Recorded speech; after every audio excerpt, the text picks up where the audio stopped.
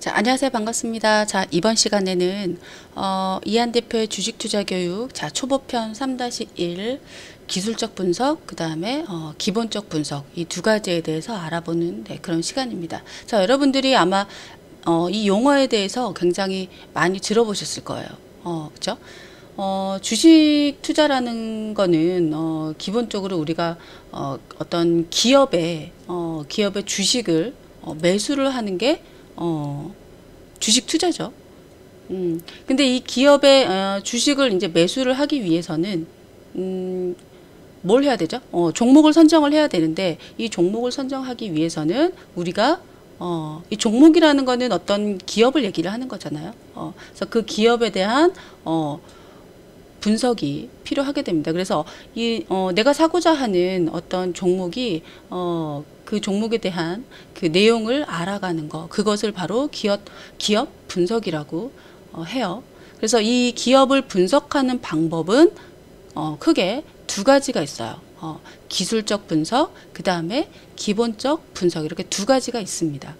그래서 앞으로 강의에서 이 두 가지에 대해서 한번 차근차근 알아볼 텐데, 기술적 분석이라는 거는 쉽게 얘기를 하면 어떤 차트를 통해서 이제 분석을 많이 하는 건데, 차트를 통해서 과거의 이제 주가의 어떤 추이, 이런 거를 분석을 해서 그 분석한 자료를 바탕으로 미래에 주가가 어떻게 될 건지 그런 것들을 예측하는 그런 분석이라고 할 수 있어요. 그래서 기술적 분석을 위해서 많이 보는 게 뭐죠? 캔들이나 이평선, 차트 안에 다 들어있는 거죠.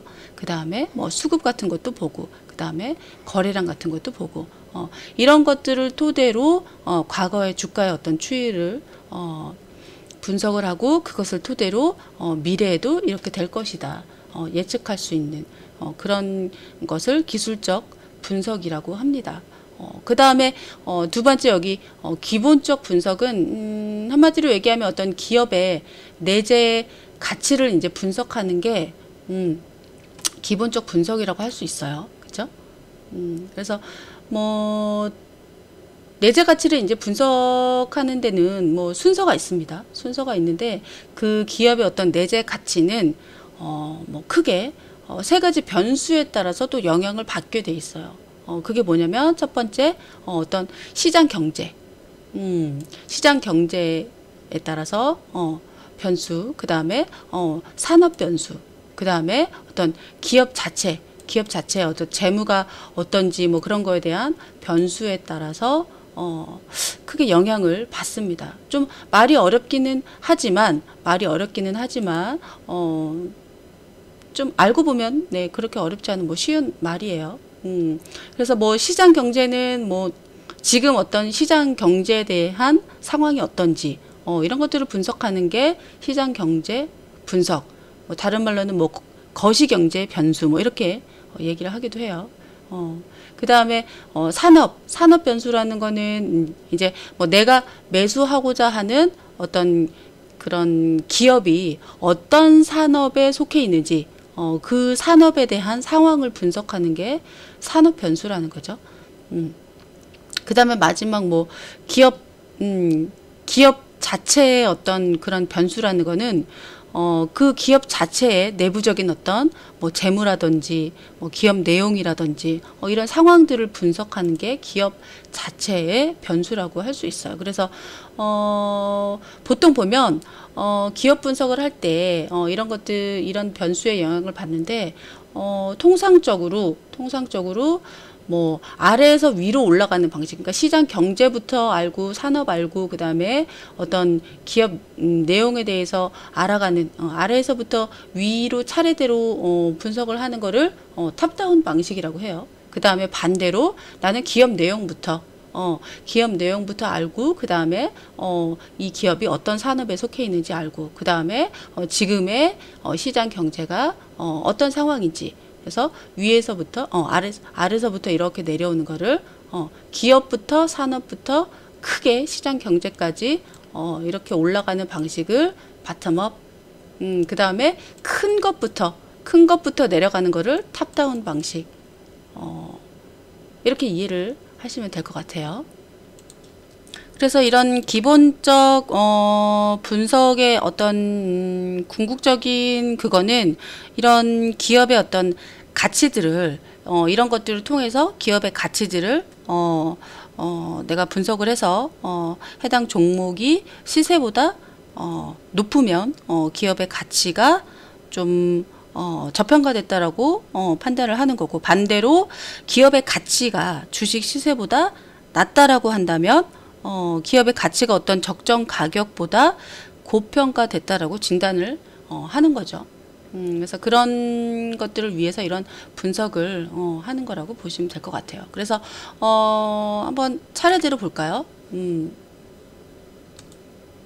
자, 우리가 보통 기술적 분석을 할 때는 차트를 토대로 많이 하죠. 그래서 어떤 차트 안에서 캔들이나 혹은 뭐 이동 평균선이나 그런 것들의 어떤 과거 흐름, 그것들이 어떤 식으로 주가의 흐름을 과거에 만들었는지, 그런 것들을 보고 미래의 주가를 예측을 하는, 네, 그런 분석 방법이에요. 그래서 기술적 분석을 하기 위해서 참조하는 여러 가지 이제 지표들이 있는데, 그 지표들은 봉차트, 그 다음에 이동 평균선, 그 다음에 이격도, 그 다음에 거래량, 그 다음에 어떤 시장 강도, 이거는 투자 심리를 얘기를 하는 거죠. 시장 참여자들의 어떤 투자하는 심리, 이런 것들을 토대로 기술적 분석을, 네, 합니다. 봉차트라고 하는 거는 우리가 흔히 여러분들이 HTS를 딱 열어서 처음으로 기본 차트로 보는 게 바로 봉차트죠. 봉차트 또는 캔들 차트 이렇게 했는데 그 차트를 토대로 여러 가지 그 캔들의 어떤 움직임이나 그 다음에 그 안에 있는 어떤 이동 평균선들이 어떤 흐름으로 올라가고 있는 중인지 내려가고 있는 중인지, 그 다음에 과거에는 어떤 흐름으로 얘네들이 이어져 왔는지 현재까지 그런 것들을 분석을 한다라고 보시면 될 것 같아요. 특히 이 가격 이동 평균선 같은 경우는 어떤 기술적 분석을 하는 데 있어서 아주 유용하게 쓰는 건데, 장세나 그 다음에 종목별 어떤 그 주가의 등락의 전환점을 파악을 하거나 지지와 저항을 파악하는 데 있어서 굉장히 유용하게 쓰이는 거기 때문에 그 주가에 거품이 끼어 있는지 끼어 있지 않은지 이런 것들, 주가가 지금 고점인지 저점인지 이런 것들을 판단하는데 되게 유용하게 쓰일 수 있죠, 이동평균선이. 그래서 같은 이동평균선이라고 해도 단기 이동평균선이냐, 그쵸? 그 다음에 장기 이동평균선이냐, 이런 거에 따라서 또 쓰임새가 또 다 달라요. 그래서 어떤 단기선 같은 경우는 증시의 단기 수급 상황을 나타내는 거고, 단기 수급 상황, 그죠? 장기 이동평균선 같은 경우는 어떤 마찬가지로 주가의 장기 어떤 추세를 보는데 유용하게 쓰이고 있습니다. 그래서 이런 캔들이나 이동평균선이 상당히, 네, 을 토대로 어떤 기술적인 분석을 하는 데 있어서 많이 참고를 하는, 네, 그런 편이죠. 그 다음에 또 이격도라는 게 있어요. 이격도라는 거는 여러 가지 가 있을 수 있는데 예를 들어서 기준으로 삼는 게 되게 달라요. 그쵸? 어떤 사람은 20일 이평선을 기준으로 해서 이격도가 많이 떨어져 있으면 나는 하지 않는다, 그런 것들이 있는데, 특히 코스닥 같은 경우는 좀 중단기 이평선이라고 하면 한 60일 정도로 많이 보죠. 저 같은 경우는 좀 빠르게 보기 위해서 57일선을 보고 있는데, 그 57일선 이평선을 기준으로 해서 이격도가 한 90% 이상 떨어져 있으면, 보통 이렇게 이격도가, 주가의 위치가 이평선에서 이격도가 많이 떨어져 있으면, 간격이 좀 크게 떨어져 있으면 좀 주가라는 거는 이평선에 다시 붙으려고 하는 그런 성질이 있기 때문에 주가 자체가 이평선과 많이 떨어져 있으면 다시 이평선으로 내려올 수 있는 뭐 그런 것들이 있어요. 그래서 그런 여러 가지 이동평균선의 어떤 특징 그런 것들을 여러분들이 많이 알면 기술적 분석을 하는데 좀 도움이 많이 되겠죠. 그래서 이런 뭐 봉차트, 이동평균선, 뭐 이격도, 네, 이런 것들이 기술적 분석을 하는 데 있어서 좀 기본적으로 쓰이는 거. 그 다음에 한 가지 또 기본적으로 많이 보는 게 거래량, 이런 것도 많이 보죠. 거래량이라는 거는 뭐 한마디로 얘기하면 시장에 얼마나 좀 많이 거래가 이루어졌는지, 뭐 거래가 없는 것보다도 거래가 많을 때 주가가 좀 많이 올라갈 확률이 높죠. 그래서 뭐 이런 거래량 같은 것도 기술적 분석을 하는 데 있어서 많이 참고를 합니다. 그래서 거래량이 많을 때는 좀 강세장으로 보기도 하고, 그 다음에 반대로 거래량이 적을 때는 약세장, 뭐 이런 식으로 판단을 하기도 합니다. 그 다음에 또 마지막에 이제 기술적 분석 지표 중에 하나가 좀 주가나 어떤 거래량의 추세 또는 그 변동성, 그 변동성이 얼마나 강한지를 나타내는 게 바로 이 시장 강도 지표라는 게 있어요. 시장 강도 지표. 이거는 대표적인 게 어떤 투자 심리선이라는 게 있습니다. 투자 심리선. 그래서 이 투자 심리선이라는 거는 뭐 과거 이제 주가의 흐름 같은 거를 분석을 해서 나중에 향후 어떤 쉽게 얘기하면 매매 시점을 포착을 하는 데 있어서 참고를 하는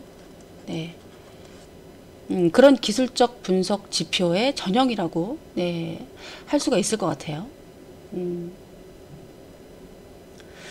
자, 그래서 요런 거 자세한 내용은 중고급 강의에 제가 다 설명을 하나하나 다 설명이 돼 있는 내용이니까 초보편에서는 대충 개념 정도만 잡고 가시면 됩니다. 그래서 어떤 기술적 분석을 하는 데 있어서 이러한 지표들을 활용을 해서 기술적 분석을 하는 거다.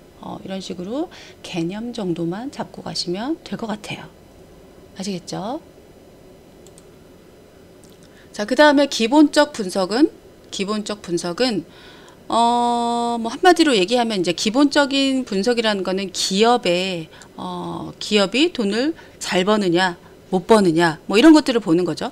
여러 가지 또 내용들을 보는데 기본적 분석은 뭐 기업의 어떤 외부 요인, 그 다음에 내부 요인, 이렇게 두 가지로 나누어서 분석을 해서 기업의 어떤 적정 가치를 우리가 판단을 하는 게 기본적 분석이에요.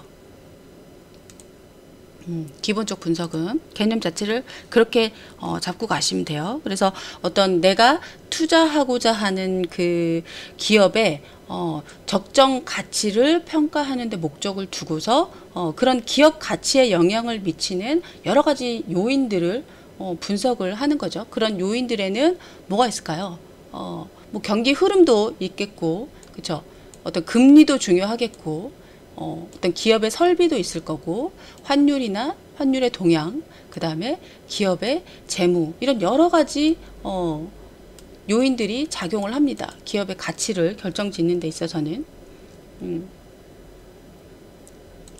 자, 그래서 기업의 외부 요인, 기업의 외부 요인을 분석하는 것들로는 뭐가 있냐면 주로 뭐 경기의 흐름, 그 다음에 경기의 흐름과 주가 추이의 관계. 그러니까 경기가 좋을 때는 주가가 어떤지, 경기가 나쁠 때는 주가가 또 어떻게 변하는지, 이런 경기 흐름과 주가 추이의 관계, 그 다음에 금리에 따라서 또 어떻게 변하는지, 그 다음에 기업 설비에 투자를 어느 정도 하느냐에 따라서, 그 다음에 어떤 환율의 동향, 환율이 지금 오르는지 내리고 있는지, 그 다음에 어떤 소비 추세, 이런 여러 가지 어떤 경제적인 그런 환경, 그런 것들을 많이 네, 봅니다. 이 외부 요인으로는.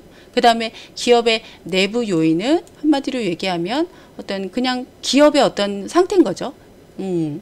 기업의 현재 상태. 그 다음에 이 기업이 앞으로 얼마나 더 성장 가능성이 있는지 이런 것들을 네, 분석을 합니다. 여러 가지 요인들을. 자, 그래서 뭐 기본적으로 이 기술적 분석과 기본적 분석은 그 입장이 서로 좀 다르죠. 출발하는 기업을 분석하는 데 있어서 좀 출발점이 다르고 입장도 다르지만 어떤 기업 분석을 하는 데 있어서 굉장히 유용한 그런 분석 도구라고 할 수가 있을 것 같아요. 그래서 기본적 분석은 어떤 기업의 가치를 분석하는 데 있어서 가치를 분석을 해서 유망한 주식을 골라내는 데 필요한 거고, 그 다음에 기술적 분석이라는 거는 어떤 주가의 추이를 분석을 해서 내가 매매 타이밍을 잡아내는 데 있어서 좀 유용한 그래서 어떻게 보면 둘 다 장점을 좀 잘 살려서 적절하게 구사를 할 수 있다면 어떤 종목을 고르고 기본적 분석을 통해서 뭐 종목을 고르고 그 다음에 기술적 분석을 통해서 매매 타이밍을 네, 고를 수 있는 굉장히 뭐 유용한 그런 기업 분석 방법이 되겠죠. 그래서 어떤 한쪽만 가지고 나는 기본적 분석만 할 거야. 나는 필요 없어. 기술적 분석만 할 거야. 뭐 이렇게 딱 방향을 정해놓고 하는 것보다도 좀 적절하게 투자 종목과 어떤 그 투자 종목의 타이밍을 골라내는 데 있어서 이 두 가지 방법을 적절하게 네, 뭐 사용을 하는 게 좋겠죠. 그래서 어떤 한쪽만 가지고는 완벽하게 네, 파악할 수 있을 만큼 이 주가의 움직임이 그렇게 단순하지가 않기 때문에 항상 두 가지 다 염두해서 참조를 하는 게 네, 좋습니다.